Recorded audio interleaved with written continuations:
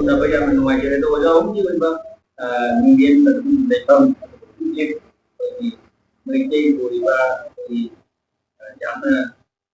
jisal laba koi na tani jisal mayam ki yukan naba kan naba hona biriba oja yamda yam nuwaijere oja sigi koi yerom thubare oja han koi biriba yang biriba mayam sigi koi Khamnung Engal Leishaba Kuna mapu kurum jari ai happy ning panthol leima ai apun ba ina chilolu dilong chadunda leiba oaisan akoi ina na loncat achibu kanana bidama hona riba oaisan achibi damakta secretary hoina thau pujari aduba line thau sanamai temple board leiba loisang tara gi manung de leiba ningo loisang haina khamna riba ningo ching chitak hindam bagi thawam kana kangon tapi tadiba ikoi ina tukanna bohona jaba adugumba loisang adugi ngam thang thanglaki hoina thau pujari aduba PUYA Neinaba changlen achibi damakta ju ai thamangna atobo dalja malawna ai puari gi hagona batana bi mahokha lai chiri hakta bi lairabi batana bi achibu achibi malian chida mai fuk chida chandokpa ngamna bi damakta lami amagumna thawna phana thonggen rangna penjariba aduba thak amani haina miyanda thunjari Mayam prom kurum jari ai haki ming Sabungbam sana jawba ai kodum poki maya lekai haiba lamdam dudagini ai samak ase ahan badadi taseng na harga akoi sanaba mo sanaroi ama wena hogjarakpani aduga hogjoji mosu all manipur volleyball association haiba volleyball association asigi makhada akoi executive board member ama wena su lejari aduga ai samak kanu national volleyball gi referee ama wena su lejari bani video asibu yang biba khwai tarau purum jari ai gaming Larendam Surujit Maitai ai Larendam ko bon lamdam da leibani ai ipa gi mingna manglema kawi ai ima gi mingna bimolota haina kawi do kading ningi damo tharomasi ayu pa mu bono haida gadi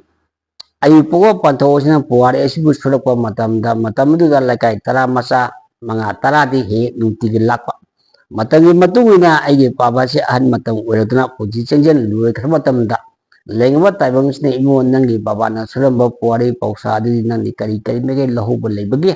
haina wahang labade maru sing pantho sing ai di kari mta lahu dre haina wakhum batarabdi hi mai masa sing se loi pungong ngawidana haiba wafam masi hai kharani haiba si nongang dana ai pung wakna khalakpa adubu ai punu wakhadan di sonjaba hagi isak itongadi asoi balai malamna sangsan sikadai sangsan gum sikadai sum ningnan larakpadigi karimba waram tharum amadagi ai babana suramba puari pausabu lechi jaba pamjaduna tharum masi ai sinchugibani hajabatai yang nuwaijere ado jasra jaw da kwa wahang mata lakse koi PUYA Neinaba haiba sanglen cha masi kaya yamna kuirabagi nakin kaya da hobbi bagi aduga oda han masi kapadaga lusin biramba odagi mata yan leibra leibita agar kari maning kawage yam phani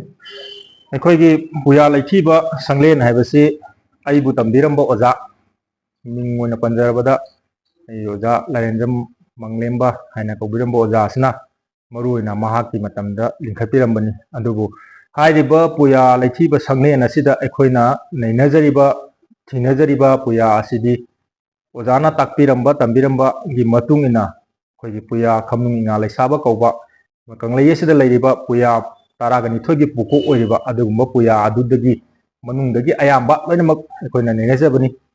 hairiba PUYA asisu ojagi mafamda kanana sinabirambano haibadu mutang ai tentakna thamjage lamlenam uripok kauba lamdamda sathok saphongna koloi minglena chanamam birahari kauna sathok piramba aikoi khwaina di uribo ibu bok haina khangna jaba ibu boksna ojagi mafamda sinabiramba demu ojana gi makhada aikoi mayam changdana aikoi haiba PUYA puari gi maramji chiti jarakpa matamda aikoi ji leijariba ai maru surjit amadi ai chan panthoi akoi sigi mathaka sapam ibochou koba ai gidi ma mathokpa ojagi di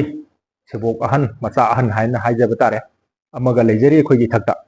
aduga hujik si akhoi sapong akhoi mama ibu chauba na haiba akhoi go ahan sigi makha da ai marup sujit ne akhoi ai ne adegi akhoi marup ichen panthoi ne loina na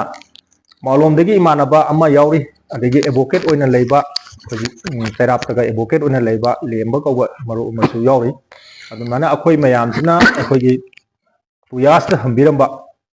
kari kari lege puyas na kari makai poli kari makai akhoi gi taibang nioi bada kari makai kana ba piri kari makai chathari ge haibudu matang da akhoi thijin jabani haiba puyas na poli basi puya tara ni thogi pukok ni haina thambirami akhoi taibang mi absi karai di horokuno kamaina lakuno malem akhoi hojik leiriba malem prithvi asi kamaina sathorokibage haibune singbasing asi puyas da mayek sengna mayek lana ibirami adu akhoi na hojik mayam na panadiba nomagi manung da punglup ama semba kamato koramna semi numit ama kamaina semai adegi numit ke mathang da sayon kamaina semi sayon sing mathang da tha kamaina semai tha ge matung da chahi kamaina thiri asine singba mayam se akhoi gi puya sigi manung da yamna kupna fadana yawram da koina thengna jare ozagi makhom dagi su koina thibe ya ba hangba ya ba khara hangjahore adubu akhoi su taibang mioi banina thiba ya ba hangba ya ba hangninge gi marak da ozagi su ponchi chenge loisilakna mapu magi sintha do nongdam loisengidana mapu magi mafam da chakre ozagi mafam da su na akhona ozagi thawai gi mafam da su hanna pudunjari adubu makha tarakpada kari makai leiribage haibudo akhona thijanba ya ba khara makai su thijanjari ai marup sujit ne ai mamai bo chawbone maru oina akhoi ohumna khara naknaraga maru oiba kano simpham ji akhoi na khara paijari masigi marakta akhoi hojik tawjari basi puya khamnung ingal leishaba haiba puya asigi makhada leibasi taibang mioi base kamaina sathor khige taibang mioi ba ma sathor oba matamda taibang mioi basna magi punchi sida kari makai tawba yai kari makai tawgodabuno mapu magi sintha ji ka puruga lakpa ngatani kari makai tawgodage akhoi sintha je panga ko matamda akhoi da kari makai khudung thiba kaigumo thobok thoromo tawta gadi kaigumo ayekpa akhotpa khara mayam lai asigumo mayam ji thina bagidam da kari thambirami ana haibada akhoi na mi gi londa hairaga na tasengna hairaga akhoi gi panchika na haire ado akhoi gi londa di subika na leji haibadi ai gi mioi ba magi mapok matha si na chumna phadana ibirama ba targadi mi du gi matang da mi du gi punchi da kari tholokade karam matam da kai legede gi haibasi magi kuthi haina hairiba moi gi londa hair kuthi na haiba akhoi gi londa mapok matha fc yenga da su loina mak haiba ngamba chorapok khara makai di ngak thokpa ngambagi asigumba upaya amani adu masisu akhoi kano sida konselani puya sigi manungda adu gi matungda mi ama poe kaido botare ai gi sama po obdi kaido botare haibasi loina mak suna yoramba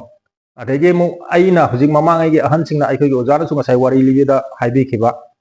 haibadi akhoi mi ama si poe ai gi isa mamang ai gi ahan singna harami ai gumna pokko isa bu soi bhongna bra nupi pokke iningni trap piba pokke iningni haidana haibiramba wahi khumpham asi akhoi na di di targa ka masi kamai tawbuno haibani singba singje thigalubu matamda haiba puya sige manung chana leiba angkuri sangkuri haiba para matik ama jumba lon neinaba asigumba matik ama khak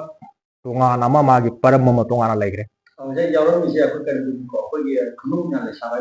sige manung da loina mak thunaba leire aduga mayangi mafamda akhoi na haije ningisi khamnung ingal leishaba haiba puya asi da yauribasi kari makai yauge habda haribo lairi ga se paaba matamda lairi tugi masada akhoi any wahang ama hangubo matamda lairi sina pakhum loina piba ngamba akhoi na hek hanguba wahang singse lairi sidagi akhoi pakhum loina phangba ngame adu bo hari si batang dai wo hambe ko hoi ada ba ai na su masi ai da si ai surround di ai su ai ku jarre ka pa jarre ada mi semak patro pada natuna akhoi music ai pasi ni saba ina sabu yaurami loina mak masi ya se yaumi ani bane hoi akhoi gi puya sida yaurise akhoi taibong mi si puk tringai mamangda akhoi gi malem hoji akhoi na leinariba p3d na hariba numit tha thawa misa khane leir mayam chek mato koram na sem khige haibase mato kamane leirakhibono haibadi puya puwari loina mak mayek sena lo yauram adugi mathakta akhoi na hek ngasi bokta akhoi na thengnariba uriba adi akhoi na hoji kun matamda haraga hoji ojana ju haibiriba akhoi music ki maramda haitare english lu haraga akhoi na matamdu da pena kamaina puthoki kanana puthoki pung kanana puthoki ꯑꯗꯩꯗꯤ ꯈꯨꯡ ꯍꯥꯏꯗꯅ ꯈꯣꯡ ꯑꯩꯈꯣꯏ ꯑꯗꯨꯒꯨꯝꯕ ꯀꯅꯥꯅ ꯈꯣꯡꯈꯤ ꯑꯗꯩꯗꯤ ꯑꯩꯈꯣꯏꯅ ꯌꯩꯔꯤꯕ ꯀꯣꯔꯇꯥꯟ ꯃꯌꯥꯝꯅ ꯍꯧꯖꯤꯛ ꯀꯩꯒꯨꯝꯕ ꯊꯧꯔꯝ ꯑꯃꯗ ꯁꯤꯖꯤꯟꯅꯔꯤꯕ ꯀꯣꯔꯇꯥꯟ ꯑꯁꯤ ꯀꯗꯥꯏꯗꯒꯤ ꯂꯧꯊꯣꯛꯄꯅꯣ ꯀꯔꯝꯍꯥꯏꯅ ꯁꯥꯈꯤ ꯃꯇꯧ ꯀꯔꯝꯅ ꯁꯥꯈꯤ ꯑꯁꯤꯅꯆꯤꯡꯕ ꯃꯌꯥꯝꯁꯤ ꯂꯣꯏꯅꯃꯛ ꯌꯥꯎꯕ ꯑꯗꯨꯗꯒꯤ ꯑꯩꯈꯣꯏꯅ ꯍꯧꯖꯤꯛ ꯌꯨꯝ ꯑꯃ ꯁꯥꯔꯦ ꯈꯨꯗꯝ ꯑꯣꯏꯅ ꯍꯥꯏꯔꯕꯗ ꯑꯩꯈꯣꯏ ꯇꯥꯏꯕꯪ ꯃꯤꯅ ꯂꯩꯅꯔꯤꯕ ꯌꯨꯝꯁꯤ ꯀꯗꯥꯏꯗꯒꯤ ꯍꯧꯔꯛꯈꯤꯕꯅꯣ ꯌꯨꯝ ꯑꯃ ꯁꯥꯕꯒꯤ ꯃꯇꯝꯗ ꯌꯨꯝ ꯑꯃ ꯁꯥꯕꯗ ꯀꯔꯤ ꯀꯔꯤ ꯃꯆꯥꯛ ꯆꯪꯏ ꯀꯔꯤ ꯃꯈꯩ ꯇꯧꯕ ꯇꯥꯏ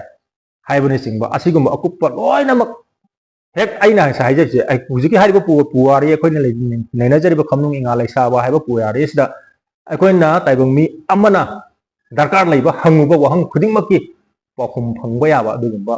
ꯂꯥꯏꯔꯤꯛ ꯑꯃ ꯑꯣꯏꯕ ꯑꯗꯨꯅ ꯃꯁꯤꯗ ꯑꯩꯈꯣꯏꯁꯨ ꯍꯧꯖꯤꯛ ꯂꯣꯏꯅꯃꯛ ꯈꯪꯕ ꯅꯠꯇꯦ ꯍꯩꯕ ꯅꯠꯇꯦ ꯑꯩꯈꯣꯏꯁꯨ ꯇꯥꯏꯕꯪꯅꯤ ꯑꯩꯈꯣꯏꯁꯨ ꯊꯤꯕ ꯍꯧꯔꯛꯄꯗ ꯉꯥꯏꯖꯔꯤꯕꯅꯤ ꯊꯤꯖꯔꯤꯕꯅꯤ ꯃꯌꯥꯝꯒꯤꯁꯨ ꯑꯩꯈꯣꯏꯅ ꯇꯧꯕ ꯌꯥꯕ ꯃꯇꯦꯡ ꯑꯩꯈꯣꯏꯉꯣꯟꯗ ꯀꯩꯒꯨꯝꯕ ꯍꯪꯕꯤꯅꯤꯡꯕ ꯈꯣꯠꯄꯤꯅꯤꯡꯕ ꯂꯩꯔꯒꯁꯨ ꯂꯦꯡꯕꯤꯔꯛꯇꯅ ꯍꯪꯕꯤꯔꯕ ꯌꯥꯏ ꯇꯥꯟꯅꯕꯤꯔꯕꯁꯨ ꯀꯩꯁꯨ ꯀꯥꯏꯕ ꯂꯩꯇꯦ ꯑꯩꯈꯣꯏꯗꯤ ꯇꯁꯦꯡꯅ ꯍꯥꯏꯔꯒꯗꯤ ꯀꯅꯥꯒꯨꯝꯕ ꯑꯃꯅ ꯁꯤꯒꯤ ꯃꯔꯝꯗ ꯑꯁꯤ ꯇꯧꯏ ꯍꯥꯏꯅ ꯐꯣꯡꯗꯣꯛꯄꯗꯣ ꯑꯩꯈꯣꯏꯒꯤ ꯍꯧꯖꯤꯛꯃꯛꯀꯤꯗꯤ ꯂꯩꯇ꯭ꯔꯤꯕꯅꯤꯅ ꯁꯦꯡꯅ ꯉꯁꯤꯒꯤ ꯈꯨꯗꯣꯡꯆꯥꯕꯁꯤ ꯂꯧꯖꯔꯒ ꯃꯌꯥꯝ ꯃꯐꯝꯗ ꯁꯤꯒꯨꯝꯕ ꯄꯥꯎꯖꯦꯜ ꯑꯃꯁꯨ ꯑꯩꯈꯣꯏ ꯊꯝꯖꯅꯤꯡꯕ ꯌꯥꯝ ꯅꯨꯡꯉꯥꯏꯖꯔꯦ ꯑꯣꯖꯥ ꯍꯣꯏꯅꯁꯨ ꯃꯌꯥꯝ ꯑꯃ ꯑꯩꯈꯣꯏꯒꯤ ꯉꯁꯤꯒꯤ ꯑꯩꯈꯣꯏꯒꯤ ꯄꯨꯌꯥ ꯂꯩꯔꯤꯕ ꯁꯦꯟꯃꯤꯠꯂꯣꯟꯒꯤ ꯃꯇꯥꯡꯗꯁꯨ ꯐꯖꯅ ꯄꯨꯟꯅ ꯇꯥꯛꯄꯤꯔꯦ ꯂꯣꯏꯅꯅ ꯌꯥꯝ ꯅꯨꯡꯉꯥꯏꯕ ꯑꯃꯅ ꯑꯩꯈꯣꯏ ꯈꯝꯅꯨꯡ ꯏꯉꯥ ꯂꯩꯁꯥꯕ ꯍꯥꯏꯔꯤꯕ ꯄꯨꯌꯥꯁꯤꯒꯤ ꯃꯒꯨꯟꯁꯨ ꯌꯥꯝꯅ ꯅꯤꯡꯊꯤꯅ ꯐꯖꯅ ꯃꯁꯤ ꯔꯤꯁꯥꯔꯁ ꯇꯧꯕꯤꯕ ꯑꯃꯁꯨꯡ ꯈꯪꯕꯤꯗꯨꯅ ꯃꯌꯥꯝꯗ ꯃꯅꯨꯡꯗ ꯂꯩꯔꯤꯕ ꯃꯥꯒꯤ ꯃꯆꯥꯛꯁꯤꯡꯗꯨ ꯄꯟꯕꯤꯗꯕ ꯌꯥꯝ ꯊꯥꯒꯠꯆꯔꯤ ꯃꯁꯤꯒꯤꯗꯃꯛꯇꯗꯤ ꯑꯩꯈꯣꯏꯒꯤ ꯏꯁꯥꯒꯤ ꯃꯇꯥꯡꯁꯤꯗ ꯂꯣꯏꯁꯤꯟꯖꯅꯕꯒꯤ ꯌꯥꯝ ꯐꯔꯦ